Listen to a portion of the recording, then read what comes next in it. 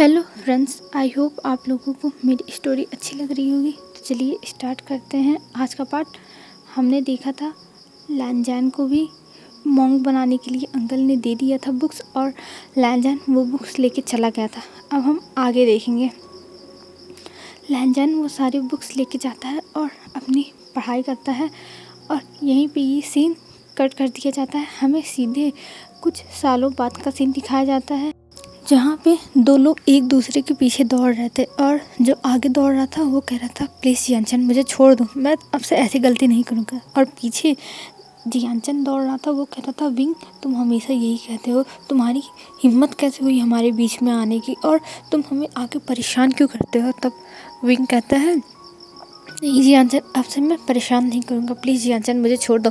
तब जियानचन कहता है, नहीं मैं आज नहीं छोड़ूंगा। तभी यानली बीच में आ जाती है। तब विंग कहता है, यानली देखो जियानचन मुझे बहुत परेशान कर रहा है, मैंने कुछ नहीं किया है।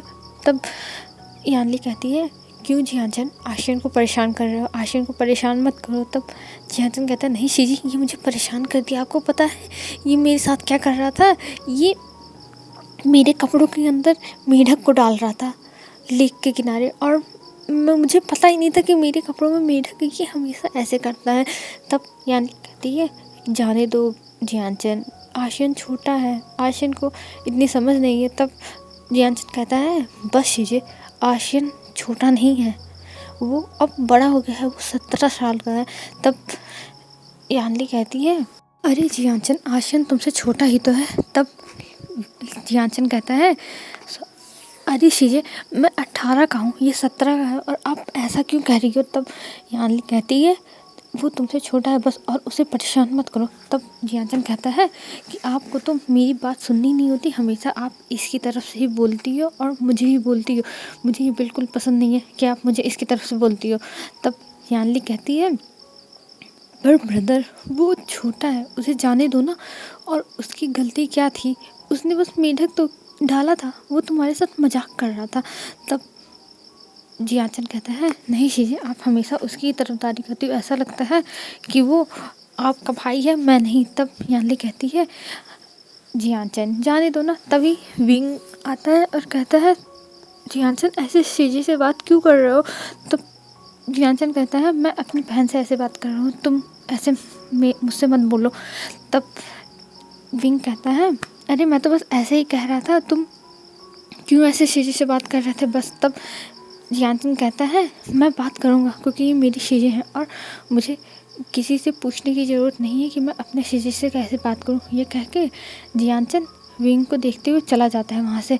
तब जियानचन के जाने के बाद यानली कहती हैं, जाने दो आशियन, जियानचन बचपन से ही ऐसा है, वो हमेशा गुस्सा करता है और तुम उसकी बातों को सीरियस मत लेना। तब विंग कहता है, नहीं शीजे, मैं जियानचन की बातों को कभी सीरियस नहीं लेता और मुझे उसकी बातों का कोई फ़र्क नहीं पड़ता। और ये कह के विंग वहाँ से चला जाता है, और इधर जियानचन अपने रूम में जाता है, और अपने रूम में जाने के बाद एक पत्र निकालता है, और वो पत्र पढ़ने के बाद जियानचन के ओठों पे एकदम हंसी आ जाती है।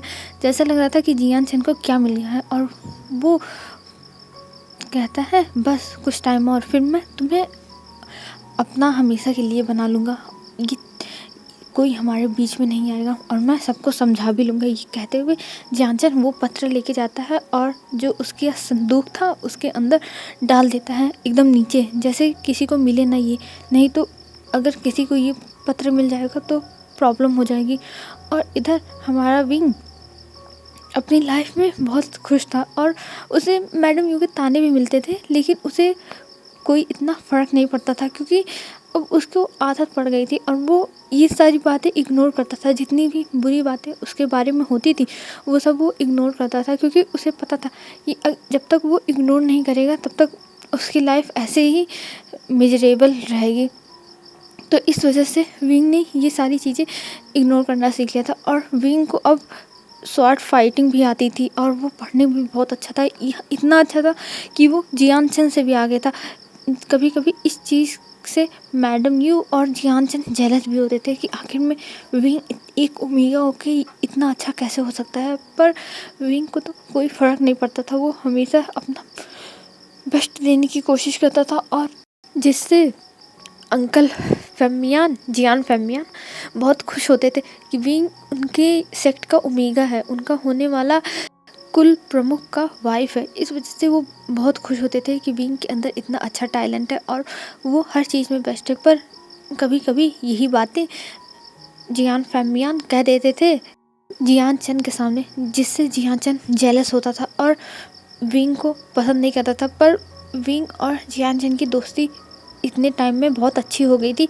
भले मैडम यू भड़काती रहती थी जियान चन को, लेकिन जियान चन पहले तो जैसे मैडम यू की बातों में आ जाता था, फिर कुछ टाइम के बाद वो फिर से अपने विंग जैसे अच्छे दोस्त के साथ फिर से मस्ती करने लगता था, क्योंकि वो जियान चन बस अपने गुस्से के ऊपर कंट्रोल नहीं कर पाता था। उसे बस अपना गुस्सा ही दिखाई देता था हर जगह, और जब उसे गुस्सा लगता था तब उसे मैडम यू की बातें सही लगती थी, और जब उसका मतलब गुस्सा शांत होता था उसे विंग से कोई प्रॉब्लम नहीं रहती थी। और ये बातें अंकल फ़ेमियान जानते थे, पर वो ज़्यादा कुछ बोलते नहीं थे क्योंकि ये बच्चों के बीच की बात है, और वैसे भी वो इस चीज़ से निश्चिंत थे कि विंग की शादी होने वाली है जियान चन से, तो उन्हें ये ठीक लगता था कि चलो बढ़िया है, दोनों बच्चे थोड़ा लड़ते हैं, झगड़ते हैं और फिर एक हो जाते हैं। तो इस बात से वो खुश थे। ऐसे ही उनके दिन बीत रहे थे, ऐसे ही 2 महीने बीत जाते हैं। 2 महीने बाद जियान चन के पास एक खत आता है। वो खत देखने के बाद जियान चन एकदम पागल हो जाता है और तुरंत अपने शक से निकल जाता है, और उसको जाते हुए विंग देखता है, पर विंग कुछ रिएक्ट नहीं करता है। वो जाता है जियान चन के पास और कहता है तुम कहाँ जा रहे हो। तब जियान चन कहता है तुम्हें ये मतलब नहीं रखना चाहिए मैं कहाँ जा रहा हूँ। तब विंग कहता है नहीं तुम बताओ, तुम बहुत गुस्से में हो। तब जियान चन विंग को धक्का दे देता है, क्योंकि विंग उसका हाथ पकड़ रहा था, और वहाँ से चला जाता है। और उसके जाने के बाद मैडम यू सब लोग बाहर आते हैं और सबको विंग बताता है कि जियान चन कहीं गुस्से में गया है। पर मैडम यू कहती हैं ज़रूर तुमने ही गुस्सा दिलाया होगा, तुम हमारे घर में आके और हमारा ही खाते हो और हम मेरे ही बेटे को परेशान करते रहते हो, ज़रूर तुमने ही कुछ किया है। तब विंग कहता है नहीं आंट मैंने कुछ नहीं किया है, क्योंकि इसलिए मैडम यू को विंग आंट कह रहा था। मैडम यू नहीं कहा था कि तुम मुझे आंट कहोगे। और जियान फ़ेमियान को विंग फादर कहता था, क्योंकि उन्हें जब विंग फादर बुलाता था तब उन्हें कोई प्रॉब्लम नहीं थी कि विंग उनको फादर ना बुलाए, तो इस वजह से वो फादर ही बुलाता था। तब वो कहता है नहीं आंट ऐसा कुछ नहीं मैंने किया है, प्लीज़ आप मेरी बात समझो। तब मैडम यू कहती है मुझे कोई बात तुम्हारी नहीं सुननी है। तब विंग कुछ नहीं बोलता है और वो चला जाता है अंदर। फिर ऐसे ही 2 दिन बीत जाते हैं। 2 दिन बाद जियान चन एक लड़की को अपने साथ लेके आता है, और जब वो सेक्ट के अंदर आता है तब सब लोग देख के हैरान हो जाते हैं कि आखिर में जियान चन ये कौन सी लड़की के साथ आया है। और कुछ लोग तो बातें भी बनाने लगे थे। फिर वो सीधा जाता है अपने फादर की सभा में, और वहाँ जाने के बाद तुरंत कहता है अपने फादर से फादर मुझे आपसे बहुत ज़रूरी बात करनी है। तब जियान फ़ेमियान कहते हैं ये क्या बदतमीजी है जियान चन, तुम एक तो अचानक 2 दिन पहले कहीं चले जाते हो और आज आए हो तो एक ओमेगा गर्ल को लेके। तब जियान चन कहता है ये कोई ओमेगा गर्ल नहीं है, ये मेरी होने वाली वाइफ है और मैं इससे बहुत ज़्यादा प्यार करता हूँ। तब जियान चन की बात सुन के प्लीज़ फ्रेंड्स जो आवाज़ें आ रही हो उसको आप इग्नोर करना। अब मैं कहाँ जाऊँ वीडियो बनाने, रात के 2 बजे बना रही हूँ तब भी कुत्तों की भौंकने की आवाज़ आ रही है। मैं परेशान हो गई हूँ, प्लीज़ आप लोग इग्नोर करना। तब अंकल फ़ेमियान कहते हैं ये तुम क्या कह रहे हो जियान चन। तब जियान चन कहता है मैं फादर जो कह रहा हूँ वो सच कह रहा हूँ, ये यहाँ की होने वाली कुल प्रमुख की वाइफ है और मैं इससे बहुत प्यार करता हूँ। तब अंकल कहते हैं जियान फ़ेमियान तुम पागल हो गए हो, तुम ऐसा क्या क्यों कर रहे हो, तुम्हारी शादी विंग से बचपन में ही इंगेजमेंट हो चुकी है और तुम इस लड़की को लेके आए हो। तब जियान चन कहता है मुझे विंग से शादी नहीं करनी है, मैं विंग से शादी नहीं करना चाहता। तब जियान फ़ेमियान कहते हैं तुम पागल हो गए हो, मुझे तुमसे अकेले में बात करनी है, और पूरी सभा को खाली होने के लिए कह देते हैं। और जब सब लोग चले जाते हैं तब वहाँ पे मैडम यू आती हैं और मैडम यू आके खड़ी हो जाती हैं जियान फ़ेमियान के पास, और वहाँ विंग यानली भी चले आते हैं क्योंकि इन लोगों को जियान फ़ेमियान ने बुलाया था। तब जियान फ़ेमियान कहते हैं अपनी बात कहो। तब जियान चन बताना स्टार्ट करता है जब वो 14 साल का था तब गया था वेन क्लैन, तब वहाँ पे उसे वेंचिंग मिली थी और उसे वेंचिंग से प्यार हो गया था और अब वेंचिंग की शादी कहीं और तय करी जा रही है, इसीलिए जियानचन उसे अपने साथ लाया है और वेंचिंग से शादी करेगा। तब इस बात को सुन के अंकल हैरान हो जाते हैं और कहते हैं तुम ऐसा कैसे कर सकते हो, तुम्हारी इंगेजमेंट बचपन में ही हो चुकी है विंग से और विंग तुम्हारा वाइफ है। तब जियानचन कहता है पर मैं विंग को वाइफ नहीं मानता हूँ, मुझे विंग से बस दोस्ती रखनी है, उसको से शादी नहीं करनी है और मैं वेंचिंग से प्यार करता हूँ और वेंचिंग ही मेरी वाइफ बनेगी। तब अंकल कहते हैं तुम पागल हो गए हो, तुम्हें अभी सोचने की ज़रूरत है। तब मैडम यू सामने आती हैं और कहती हैं कोई बात नहीं, तुम वेंचिंग से शादी कर सकते हो। तब जियान फैमियान कहते हैं ये तुम क्या कह रही हो। तब मैडम यू कहती हैं मुझे वेंचिंग से कोई प्रॉब्लम नहीं है, अगर मेरे बेटे की खुशी वेंचिंग में है तो मैं उनकी शादी कराने के लिए तैयार हूँ।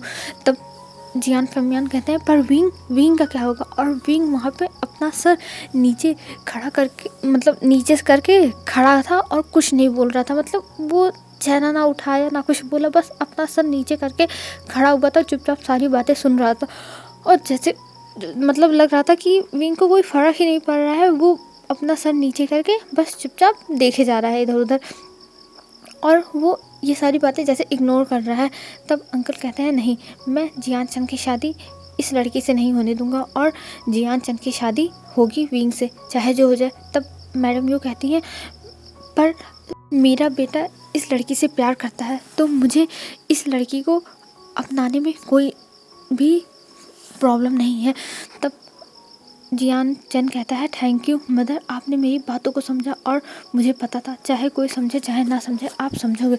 और अपने फादर से कहता है फादर आप हमेशा यही करते हो, आप इस लड़के की खुशी के लिए अपने बेटे की खुशी भूल जाते हो, क्यों नहीं आपको याद रहता है कि आपका भी बेटा है जिसकी खुशी आपके लिए बहुत ज़्यादा इम्पोर्टेंट होनी चाहिए, पर नहीं आप बस इस लड़के की खुशी देखते हो। तब फैमियान कहते हैं ये तुम क्या कह रहे हो जियानचन, मैं तुमसे बहुत ज़्यादा प्यार करता हूँ और तुम मेरे इकलौते बेटे हो, तुम इस सेक्ट के होने वाले सेक्ट लीडर हो और तुम ये कैसे बोल सकते हो। तब जियानचन कहता है नहीं फादर मुझे पता है आप मुझे पसंद नहीं करते हो और आप मेरी शादी नहीं कराओगे ना वेंचिंग से, तो मैं बता देता हूँ मैं ये सेक्ट छोड़ के चला जाऊँगा हमेशा के लिए और मुझे सेक्ट लीडर नहीं बनना है, मुझे बस मेरे प्यार के साथ वेंचिंग के साथ रहना है। और ये कह के जियानचन वहाँ घुटनों पे बैठ जाता है। तब फैमियान कहते हैं अच्छा ठीक है तुम जाओ अपने रूम में और इस लड़की को भी एक रूम दे दो, मुझे कुछ टाइम चाहिए इस चीज़ के बारे में सोचने के लिए। और जब अंकल ये कहते हैं तब विंग अपना सर उठा के अंकल को देखता है और विंग की आंखें लाल हो गई थी और उसकी आंखों से आंसू गिर रहे थे, पर वो किसी को शो नहीं करता है। और जब अंकल सबको जाने के लिए कहते हैं तब विंग सबसे पहले चला जाता है क्योंकि वो सबसे लास्ट में एकदम गेट के पास खड़ा था और वो भाग के अपने रूम में जाता है और अपने रूम में जाने के बाद वो उसकी आंखों में आंसू आ गए थे। भले नहीं उसे जियानचन के साथ कोई मतलब फीलिंग्स थी, बट वो मतलब अब इस सेक्ट को अपना मानने लगा था ना, जैसे अगर आपकी शादी कहीं तय हो जाए बचपन से मतलब जैसे कई सालों से ही और आपको पता हो कि आपको यहीं शादी करके जाना है, आपको यहीं रहना है, तो आप बहुत सारे सपने देखने लगते हो ना। तो ऐसे ही विंग के साथ हो रहा था, विंग ने भी सोचा था कि वो अपनी लाइफ भर यहाँ रहेगा और इस सेक्ट की सेवा करेगा और इस सेक्ट को जियानचन के साथ चलाने में बहुत हेल्प करेगा, अपना 100% देगा। पर उसे नहीं पता था कि जियानचन अपने साथ एक लड़की को लेके आएगा और उससे अभी किसी ने कुछ बात भी नहीं की। एक बार उसकी तरफ मतलब विंग का सोचना था, उसकी तरफ किसी ने देखा नहीं कि विंग के अंदर क्या चल रहा होगा, बस वो लोग अपने में ही लगे हुए थे। ये सोचते हुए विंग बैठता है और अपने आंसू पोंछता है और कहता है विंग तुझे क्या इतना रोना आ रहा है, तू तो एक अनाथ था ना, ये तो शुक्र मना कि तुझे इन लोगों ने इतने साल पाला। और ये कहते हुए विंग फिर से एक बुक निकालता है और उस बुक को पढ़ने लगता है। विंग को बुक पढ़ने में इतना ज़्यादा इंटरेस्ट था कि अगर वो खुश होता था दुखी होता था तो अपनी सारी फीलिंग्स वो बुक पढ़ के ही इंजॉय करता था। क्योंकि जैसे कुछ लोग होते हैं कि जब वो सैड होते हैं तो उन्हें बहुत ज़्यादा खाना पसंद होता है कि वो जब गुस्सा रहेंगे कुछ भी दे दो उन्हें, वो बस उन्हें दिन भर बस उनका मुंह चलना चाहिए। तो ऐसे विंग का था, विंग का खाने में नहीं था, उसको बुक्स पढ़ने में था। अगर वो खुश हो अगर वो दुखी हो तो वो हमें मतलब बुक्स पढ़ता रहता था, क्योंकि उसका बुक्स वो फेवरेट बन चुका था। क्योंकि बुक्स मतलब विंग किताबी कीड़ा था, ये मान लो। फिर विंग कुछ टाइम तक बुक्स पढ़ता है। फिर कुछ टाइम के बाद जब डिनर का टाइम होता है तब विंग उठ के जाता है डिनर करने के लिए। और जब जाता है डिनर करने के लिए तब आज जहाँ पे विंग बैठता था वहाँ पे वेंचिंग बैठी थी। ये चीज़ देख के विंग को बहुत बुरी लगती है, पर वो कुछ रिएक्ट नहीं करता है और वो जाके दूसरी चेयर पे बैठ जाता है। तब अंकल कहते हैं अभी यहाँ पे कोई बात नहीं होगी और मैं नहीं चाहता कि डिनर के बीच में कुछ हो उल्टा सीधा, इसीलिए सब लोग शांति से डिनर करो और यहाँ पे बहस होनी नहीं चाहिए। ये कह के जियान फैमियान आज बहुत गुस्से में थे और वो डिनर करने लगते हैं। और इधर जियान चंद वेंचिंग को बहुत अच्छे से डिनर करा रहा था, जैसे लग रहा था कि ये दोनों कितने लवी डवी कपल हैं। और ये देख के विंग को जैसे घंटा फ़र्क नहीं पड़ रहा था, उसे मतलब कुछ भी नहीं, वो अपना बस खाया जा रहा था। और ये चीज़ शीजे नोटिस करती हैं, पर शीजे कुछ बोलती नहीं है, वो बस विंग को देखी जाती है। और विंग को देख के उनको थोड़ा कष्ट भी हो रहा था, क्योंकि विंग ने बचपन से सब कुछ झेला है और अभी तक बस जियान चंद से शादी होने की वजह से विंग मैडम यू के भी ताने झेलता था, क्योंकि उसे पता था कि आखिर में उसे जाके ये सेक्ट जियान चंद के साथ संभालना है, तो उसे अपने आप को एकदम अच्छे से रखना होगा जिससे इस सेक्ट का नाक ना कटे। और इसीलिए विंग हर चीज़ सीखने में अपना बेस्ट देता था, जिस वजह से विंग जियान चंद से भी आगे निकल गया था, क्योंकि जियान चंद जानता था चाहे वो जैसा रहे पर वो सेक्ट लीडर बनेगा ही। और विंग का था कि अगर वो बन रहा है, इन लोगों ने उसके ऊपर एहसान किया है, तो उसे अपना बेस्ट देना चाहिए। इस वजह से विंग अपना बेस्ट दिया जा रहा था और वो चुपचाप बैठ के ये सारी चीज़ें नोटिस कर रहा था, कैसे जियान चंद खिला रहा है वेंचिंग को और वेंचिंग कैसे जियान चंद के साथ है, पर वो कुछ बोलता नहीं है, वो बस अपना प्लेट पे ही फोकस कर रहा था, ऐसा सबको दिखाने के लिए। पर जो विंग के अंदर चल रहा है वो विंग ही जानता है। और उस दिन डिनर करने के बाद विंग कहीं मतलब कोई भी मजाक मस्ती नहीं करता है, वो सीधा चला जाता है अपने रूम में। और जब अपने रूम में जाके दरवाजे को बंद करके बैठा हुआ था, तभी विंग के दरवाजे पे नॉक होता है और तभी विंग के दरवाजे पे यानली आती है। और यानली को जब विंग देखता है तो कहता है शीजे आप यहाँ क्या कर रही हो। तब यानली कहती है विंग तुम ठीक तो हो ना ब्रदर, मुझे पता है कि जियान चंद ने क्या किया है, मैं उसकी तरफ से तुमसे माफ़ी मांगती हूँ, पर हमें उम्मीद नहीं थी कि जियान चंद ये भी सब करेगा। तब विंग कहता है शीजे आपको माफ़ी मांगने की कोई ज़रूरत नहीं है और मुझे जियान चंद के इस फैसले से कोई भी प्रॉब्लम नहीं है, क्योंकि मुझे पता है जियान चंद उस लड़की से बहुत ज़्यादा प्यार करता है और मैं उनके बीच में कभी नहीं आऊँगा। तब यानी कहती है ब्रदर ये तुम क्या कह रहे हो आशियत, तुम ऐसा कुछ नहीं करोगे और कुछ भी गलत कदम उठाने के बारे में सोचना मत। तब विंग कहता है नहीं शीजे मैं कोई गलत कदम नहीं उठाऊंगा, आप क्यों टेंशन ले रही हो, आप ज़्यादा टेंशन मत लो। तब यानली कहती है नहीं विंग तुम प्लीज़ कुछ भी ऐसा उल्टा सीधा मत करना जिसकी वजह से पछतावा हो तुम्हें। तब विंग कहता है नहीं शीजे मैं ऐसा कुछ नहीं करने वाला हूँ, आप टेंशन मत लो। और ऐसे ही दिन बीतने लगते हैं, मतलब 1-2 दिन बीत जाते हैं और रोज़ जियान चंद के साथ फैमियान की बहस होती थी शादी को लेके। पर जियान चंद अपने बातों पे टिका हुआ था और वो इस बातों से पीछे हटने के चक्कर में नहीं था। और ये सारी चीज़ें वेंचिंग भी देखती थी, पर वेंचिंग कुछ नहीं बोलती थी, वो यहाँ तक विंग से भी बातें नहीं करती थी। बस जैसे अगर आते जाते रास्ते में विंग मिल गया तो वो विंग को बस देखती थी और मतलब हल्का सा नोट करती थी सर नीचे करके और वहाँ से चली जाती थी। और विंग भी यही करता था, विंग भी उससे बातें नहीं करता था। और अब विंग की मस्ती कम हो गई थी, क्योंकि विंग ऐसे माहौल में अगर मस्ती करेगा तो लोग क्या कहेंगे कि इसके हस्बैंड की शादी किसी और से हो रही है, इसका हस्बैंड किसी और को पसंद करता है और ये अभी भी मस्ती में लगा हुआ है। इसीलिए विंग थोड़ा शांति से रहने लगा था, क्योंकि उसे अब ये सारी चीज़ें मैच्योरली हैंडल करनी थी। और ऐसे ही एक दिन रात को विंग अपने रूम में था और उसके दरवाजे पर नॉक होता है। तब तक विंग सो चुका था, पर इतनी तेज़ नॉक की आवाज़ थी कि विंग की आंखें खुल जाती हैं और विंग उठ के जाता है और दरवाज़ा खोलता है। और दरवाज़ा खोल के देखता है कि वहाँ पे तो जियान चंद है। और जियान चंद को देखने के बाद विंग कहता है जियान चंद तुम यहाँ क्या कर रहे हो। तभी जियान चंद विंग को थोड़ा सा दूर करता है और अंदर आता है। और अंदर आने के बाद विंग से कहता है विंग तुम मेरी लाइफ से चले जाओ, मैं नहीं चाहता कि तुम मेरी लाइफ में रहो, अगर तुम यहाँ रहोगे तो मेरे बाबा मेरी शादी नहीं होने देंगे और तुम अगर चले जाओगे तो मेरी शादी हो जाएगी। तब विंग कहता है क्या मतलब? तब बताता है जियाचन, अगर तुम यहाँ रहे तो मेरी शादी कभी भी बाबा होने नहीं देंगे वेंचिंग से, और मैं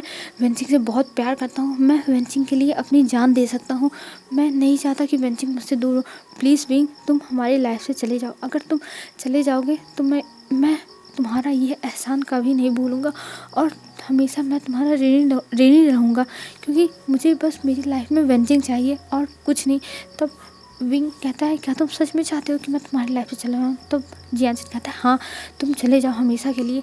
नहीं तो अगर मेरी शादी तुम्हारे साथ होगी तो 3 लोगों की ज़िंदगी बर्बाद हो जाएगी, और मैं नहीं चाहता कि तुम्हारी ज़िंदगी मेरे साथ बर्बाद हो। तब विंग कहता है पर हमारी इंगेजमेंट तो बचपन में ही हो गई थी ना। तब जियाचन कहता है ओ विंग, तुम कौन से इंगेजमेंट को लेके बैठे हुए? वो इंगेजमेंट बचपन की चीज़ें थी, जब मुझे और तुम्हें कुछ पता नहीं था कि हमारे साथ क्या हो रहा है। तुम्हें तो बिल्कुल नहीं पता था कि तुम्हारे साथ क्या हो रहा है, बस मुझे थोड़ी बहुत चीज़ें पता थी। मैं अगर जानता तब मैं तुरंत मना कर देता, पर मुझे उस बारे में कुछ नहीं पता था। जैसा बाबा ने कहा वैसा मैंने कर दिया, और मैंने कभी भी तुम्हें अपने लाइफ पार्टनर के रूप में नहीं देखा है। तुम्हें मैंने हमेशा बोला है ना कि तुम मेरे बेस्ट फ्रेंड हो, और इसी का वास्ता मैं तुम्हें दे रहा हूँ विंग। तुम प्लीज़ मेरी लाइफ से चले जाओ। और ये सारी बातें सुन के विंग की आंखों में आंसू आ रहे थे, पर विंग अपने आप को कंट्रोल कर रहा था। तब विंग कहता है पर मैं कहाँ जाऊँ, मैं तो यहाँ किसी को जानता ही नहीं हूँ। तब जियाचन कहता है मुझे नहीं पता, तुम चाहे जहाँ जाओ, तुम्हें जितने पैसे चाहिए मैं उतने पैसे दे दूँगा, बस तुम यहाँ से चले जाओ। तब विंग कहता है ये तुम क्या कह रहे हो जियाचन, मैं पैसों के लिए चला जाऊँ यहाँ से, सब लोग क्या कहेंगे? तब जियाचन कहता है ओ प्लीज़ विंग, मुझे कोई फ़र्क नहीं पड़ता कौन क्या कहता है, बस मैं चाहता हूँ मेरी शादी वेंचिंग से हो जाए, और तुम मेरी शादी के बाद आ जाना, लेकिन तुम चले जाओ। तब विंग कहता है यहाँ से एक बार जाने के बाद जियाचन मैं कभी लौट के नहीं आऊँगा, अगर तुम ये चाहते हो तो। तब जियाचन कहता है मत आना विंग, लेकिन प्लीज़ यहाँ से चले जाओ। मुझे इस समय कुछ नहीं दिखाई दे रहा है, और मैं तुम्हारी बातें भी मुझे नहीं लगता कि मैं समझूंगा। मुझे बस इस समय बस यही दिखाई दे रहा है कि मुझे वेंचिंग से शादी करनी है। और तुम्हें पता है अगर मैं अभी ही वेंचिंग को नहीं लेके आता तो वैसे भी बाबा अगले साल मेरी शादी तुम्हारी साथ करा देते, क्योंकि तुम 18 के हो जाते और मैं 19 का। तो मुझे ये कदम उठाना ही था, और ये कदम मैंने आज ही उठा लिया, और तुम्हारा भी दिल टूटने से बच गया। तब विंग कहता है ठीक है जियाचन, तुम जो कहोगे वो मैं करूँगा, बस मुझे कुछ टाइम दो। तब जियाचन कहता है विंग, मैं नहीं चाहता कि तुम्हें ज़्यादा टाइम तक यहाँ रहना पड़े, नहीं तो मैं बाबा का कुछ नहीं कह सकता, वो कभी भी कुछ भी कर सकते हैं, और मैं इतना रिस्क नहीं लूँगा, इसीलिए मैं तुमसे कह रहा हूँ तुम जितनी जल्दी हो सके यहाँ से चले जाना। तब विंग कहता है ठीक है जियाचन, मुझे थोड़ा टाइम दो इस बारे में कि मैं क्या कर सकता हूँ, फिर मैं तुम्हें बता दूँगा। तब जियाचन कहता है ठीक है, और जियाचन वहाँ से चला जाता है। और जब जियाचन जाता है वहाँ से दरवाज़ा बंद करता है, तब वी बैठ के रोने लगता है और कहता है मेरे साथ ही ये सब होना था। मॉम डैड, आप जिस दिन इस दुनिया से गए उस दिन मुझे भी क्यों नहीं लेके चले गए? अगर मैं यहाँ ना रहता तो मैं इन सब चीज़ों में पड़ता ही नहीं, और मेरी लाइफ आप लोगों के साथ एकदम हैप्पी वाली रहती हेवन में, और आप लोग तो हेवन चले गए और मुझे यहाँ पे छोड़ के चले गए। मेरे साथ ही ऐसा क्यों होता है? और ये कहते हुए विंग नीचे बैठ जाता है और बैठ के रोने लगता है। और विंग बहुत ज़्यादा रो रहा था, मतलब एकदम बहुत ज़्यादा, और उसकी आवाज़ें। हेलो फ्रेंड्स, आज के लिए बस इतना ही। आई होप आपको वीडियो अच्छी लगी होगी। अब हम कल देखेंगे कल क्या होता है। तो अगर आपको अच्छा लगा हो तो प्लीज़ लाइक, कमेंट और शेयर, और जो लोग न्यू आ रहे हैं तो प्लीज़ सब्सक्राइब कर दो। तो आज के लिए बस इतना ही। बाय बाय फ्रेंड्स, कल मिलेंगे। आप लोग अपना ध्यान रखना।